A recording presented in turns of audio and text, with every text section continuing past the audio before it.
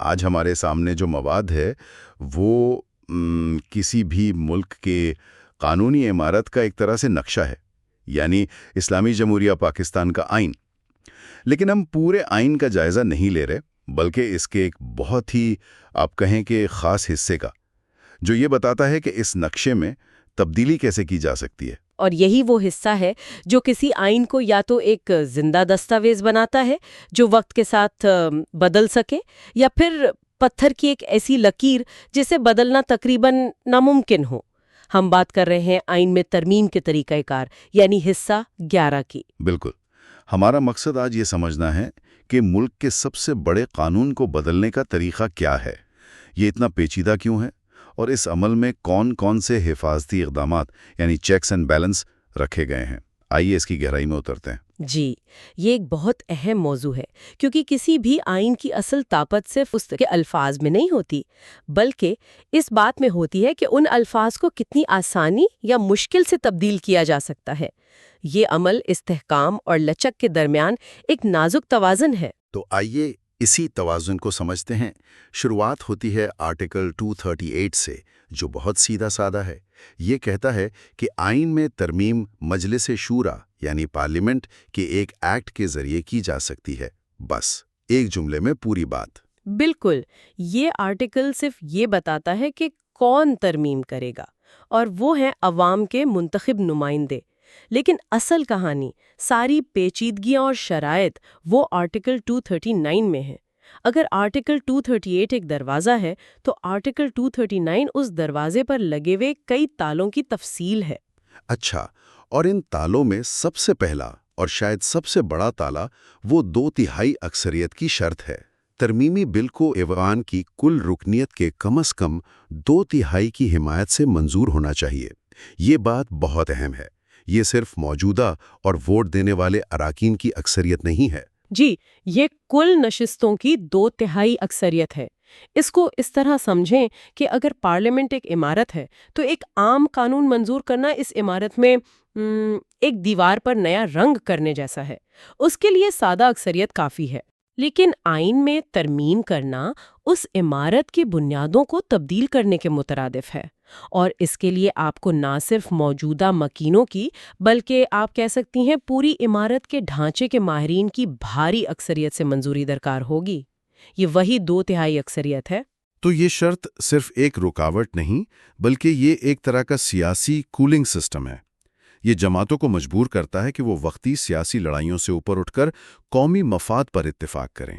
بالکل، اس کا اصل نقطہ یہ ہے کہ آئین قوم کا اجتماعی اثاثہ ہے، کسی ایک حکومت کی جاگیر نہیں۔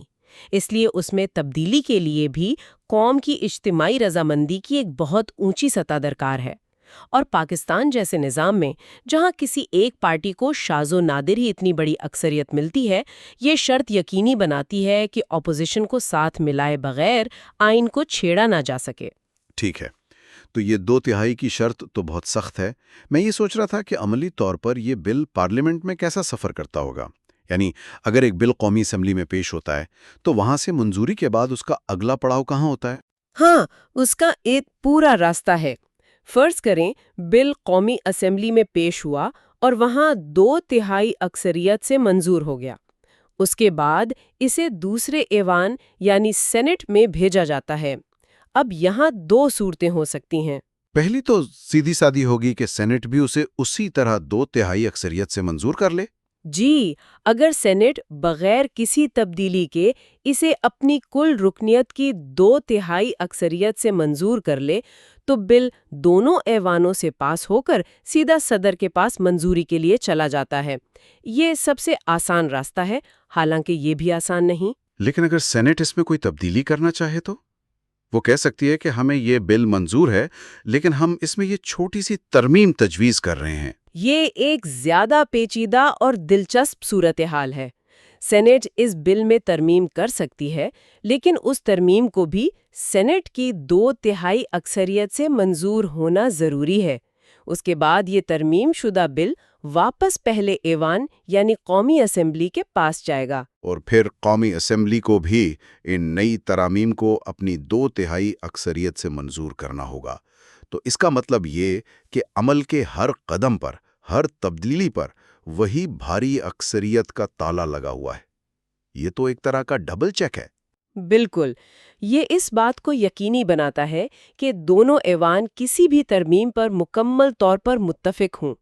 اور یہ اہم ہے کیونکہ قومی اسمبلی آبادی کی نمائندگی کرتی ہے جبکہ سینٹ صوبوں کی یعنی وفاق کی اکائیوں کی۔ تو آئینی ترمیم کے لیے آبادی کی اکثریت اور صوبوں کی اکثریت دونوں کی رضامندی ضروری ہے۔ اچھا، یہ تو مرکز کی بات ہو گئی، لیکن پاکستان تو ایک وفاق ہے۔ کیا پارلیمنٹ اپنی 2/3 اکثریت کے بل بوتے پر، مثال کے طور پر بلوچستان کی حدود کو تبدیل کر کے اسے سندھ میں ضم کرنے کا فیصلہ کر سکتی ہے؟ یہ تو وفاقی نظام کی روح کے ہی خلاف ہوگا۔ کیا آئین میں اس کے خلاف کوئی تحفظ ہے؟ یہ ایک بہترین سوال ہے، اور آئین کا آرٹیکل 239 اس کی شق نمبر 4 اسی خطرے کا جواب دیتی ہے۔ یہ وفاقیت کا سب سے بڑا محافظ ہے۔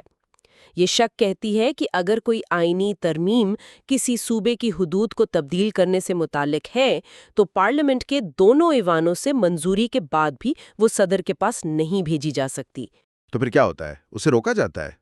اسے پہلے اس متعلقہ صوبے کی اپنی صوبائی اسمبلی میں بھیجا جائے گا، اور اس صوبائی اسمبلی کو بھی اپنی کل رکنیت کی 2/3 اکثریت سے اس ترمیم کی منظوری دینی ہوگی۔ اگر وہ ایسا کر دے تبھی یہ بل صدر کے پاس جائے گا۔ واہ، یعنی وفاق صوبے کی مرضی کے بغیر اس کی لکیریں نہیں بدل سکتا۔ یہ تو صوبائی خود مختاری کی بہت بڑی ضمانت ہے۔ یہ وفاق کی بنیاد ہے۔ یہ اصول یقینی بناتا ہے کہ مرکز صوبوں پر اپنی مرضی مسلط نہیں کر سکتا، خاص طور پر ان کے وجود اور شناخت کے معاملے میں۔ اس کے لیے صرف قومی اتفاق رائے کافی نہیں، بلکہ مقامی اور صوبائی اتفاق رائے بھی لازمی ہے۔ ٹھیک ہے، اب ہم اس آرٹیکل کی آخری 2 شقوں پر آتے ہیں، شق 5 اور 6۔ اور جب میں نے پہلی بار یہ پڑھی تو مجھے اپنی آنکھوں پر یقین نہیں آیا۔ شق 5 کہتی ہے کہ کسی بھی عدالت کو کسی بھی بنیاد پر آئین میں کی گئی کسی بھی ترمیم پر سوال اٹھانے کا اختیار نہیں ہوگا۔ یہ زبان تو بہت مطلق العنان لگتی ہے۔ یہ وہ نقطہ ہے جہاں قانون اور سیاست کا ٹکراؤ ہوتا ہے۔ یہ شقیں پارلیمنٹ کی بالادستی یعنی پارلیمنٹری سوورینٹی قائم کرنے کی کوشش کرتی ہیں۔ اس کا سادہ مطلب یہ ہے کہ اگر پارلیمنٹ نے آئین میں ترمیم کے لیے مقررہ طریقہ کار پورا کر دیا ہے، یعنی 2/3 اکثریت اور دیگر شرائط، تو کوئی بھی عدالت اس ترمیم کے مواد پر سوال نہیں اٹھا سکتی۔ یعنی عدلیہ یہ نہیں کہہ سکتی کہ یہ ترمیم آئین کی روح کے خلاف ہے یا غلط ہے۔ اور شق 6 تو اس بات پر جیسے مہر لگا دیتی ہے۔ وہ کہتی ہے کہ شک کو دور کرنے کے لیے یہ اعلان کیا جاتا ہے کہ مجلس شورا کے آئین کی کسی بھی شق میں ترمیم کرنے کے اختیار پر کوئی قدغن نہیں ہے، مطلب کوئی حد ہی نہیں ہے۔ ان شقوں کی زبان جان بوجھ کر اتنی وسیع اور غیر مبہم رکھی گئی ہے۔ یہ دراصل پارلیمنٹ اور عدلیہ کے درمیان اختیارات کی ایک تاریخی کشمکش کا اظہار ہے۔ یہ شقیں کہتی ہیں کہ آئین کا حتمی مالک پارلیمنٹ ہے، عدلیہ نہیں۔ ایک بار جب پارلیمنٹ بول دے تو بات ختم۔ لیکن ایک منٹ، اگر ہم یہ مان لیں کہ پارلیمنٹ کا اختیار لامحدود ہے تو کیا یہ ایک خطرناک راستہ نہیں کھولتا؟ کل کلاں کو ایک پارلیمنٹ 2/3 اکثریت سے یہ ترمیم کر دے کہ ملک میں جمہوریت ختم کی جاتی ہے یا بنیادی انسانی حقوق معطل کیے جاتے ہیں، کیا آئین خود اپنے آپ کو تباہ کرنے کی اجازت دے سکتا ہے؟ یہ شقیں تو یہی کہتی نظر آتی ہیں۔ آپ نے بالکل صحیح اور سب سے گہرا سوال اٹھایا ہے۔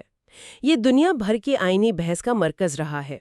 بھارت جیسے پڑوسی ملک میں سپریم کورٹ نے بنیادی ڈھانچے کے نظریے یعنی بیسک سٹرکچر ڈاکٹرن کو اپنایا ہے، جس کے مطابق پارلیمنٹ آئین میں ترمیم تو کر سکتی ہے لیکن اس کے بنیادی ڈھانچے جیسے جمہوریت، سیکولرزم، وفاقیت کو تبدیل یا تباہ نہیں کر سکتی۔ تو کیا پاکستان میں بھی ایسا کوئی تصور ہے یا ان شقوں کی وجہ سے نہیں ہے؟ پاکستان کی سپریم کورٹ نے بھی اس نظریے پر بحث کی ہے اور کچھ فیصلوں میں اس کی طرف جھکاؤ دکھایا ہے، لیکن یہ شقیں 5 اور 6 اسی نظریے کو رد کرنے کی ایک آئینی کوشش ہے۔ یہ کہتی ہیں کہ کوئی بنیادی ڈھانچہ نہیں، ہر چیز قابل ترمیم ہے۔ یہ ایک مسلسل کشمکش ہے۔ تو یہ آئین کے اندر ایک ایسا دروازہ ہے جس پہ لکھا ہے اس دروازے سے گزرنے کے بعد پیچھے مڑ کر دیکھنے کی اجازت نہیں؟ آپ اسے بالکل ایسا کہہ سکتی ہیں۔ یہ قانون سازی کی دنیا کا پوائنٹ آف نو ریٹرن ہے۔ یہ پارلیمنٹ کو آئین کا مکمل معیار بنانے کی کوشش ہے، لیکن تاریخ یہ بتاتی ہے کہ عدلیہ ہمیشہ تشریح کا اختیار اپنے پاس رکھتی ہے اور لامحدود جیسے الفاظ کی بھی حدود متعین کر سکتی ہے۔ تو اگر ہم اس ساری بحث کو سمیٹیں تو پاکستان کے آئین میں ترمیم کا عمل جان بوجھ کر مشکل بنایا گیا ہے۔ اس کے لیے غیر معمولی سیاسی اتفاق رائے کی ضرورت ہے، جس میں پارلیمنٹ کے دونوں ایوانوں کی بھاری اکثریت شامل ہے۔ جی، اور اس کے ساتھ ساتھ جب بات صوبوں کے حقوق اور ان کی سرحدوں کی ہو تو اس میں صوبائی اسمبلی کی رضامندی کی ایک اضافی اور اتنی ہی سخت شرط بھی شامل ہے۔ یہ نظام آئین کو استحکام دیتا ہے اور اسے وقتی سیاسی ہواؤں کے جھونکوں سے بچاتا ہے۔ یہ دستاویزات ایک واضح، منظم اور اصولوں پر مبنی عمل تو پیش کرتی ہیں، جس میں 2/3 اکثریت، 2 ایوان اور صوبائی منظوری جیسے کئی چیک اینڈ بیلنس موجود ہیں۔ یہ سب ایک بہت محتاط نظام کی عکاسی کرتا ہے۔ لیکن ساتھ ہی جیسا کہ ہم نے دیکھا، شق 5 اور 6 میں ایک گہرا تضاد یا تناؤ بھی نظر آتا ہے۔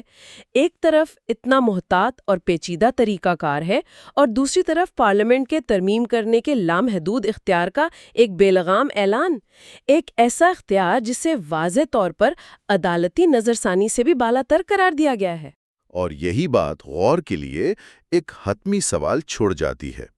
ایک ایسے نظام میں جہاں تحریری آئین ہو، جہاں اختیارات کی تقسیم اور قانون کی حکمرانی بنیادی اصول ہوں، کیا کوئی بھی طاقت، یہاں تک کہ آئین میں ترمیم کرنے کی طاقت بھی، واقعی کسی بھی حد کے بغیر ہو سکتی ہے؟ کیا لامحدود اختیار کا تصور خود ایک آئینی نظام کے خیال سے مطابقت رکھتا ہے؟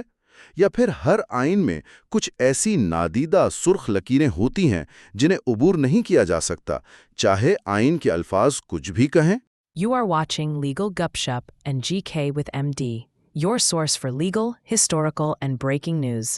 Don't forget to like, subscribe, and share for more informative content.